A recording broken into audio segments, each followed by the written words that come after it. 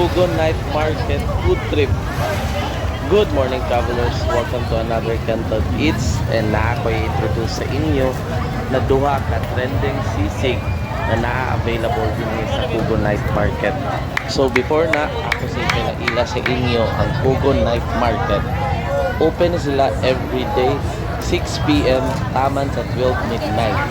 Located ni siya at bang nangyod sa Kugon Market, and doon siya sa Gaisano, Kugon, Dilao Shopping Center and TH Cagayan de Oro.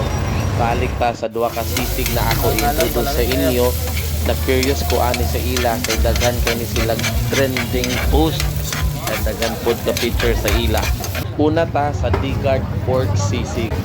Naa sila'y sisig with Java rice for 60 pesos and sisig with Java rice and egg for 75 pesos.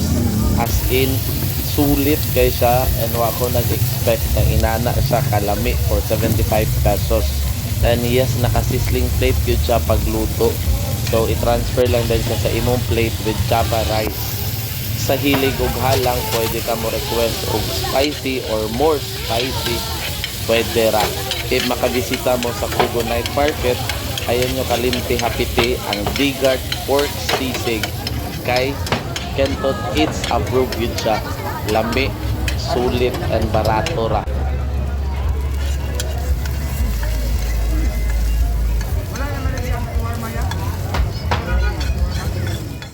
Next spot na to ang Libradas Best Sisig and Kawali. And naa sila'y sisig combo sa kawali and unlimited rice na siya for only 130 pesos, plus naa pa siya free 1 drinks. Gaserve po silang sisig with rice for 60 pesos, sisig with rice and egg for 70 pesos, and lechon kawali with rice 75 pesos. So kung nag-crave mo og sisig na may duwa ka option if mo bisita mo sa Kugon Night Market. Ang to sa sunod na Canton Eats, kita kids, travelers.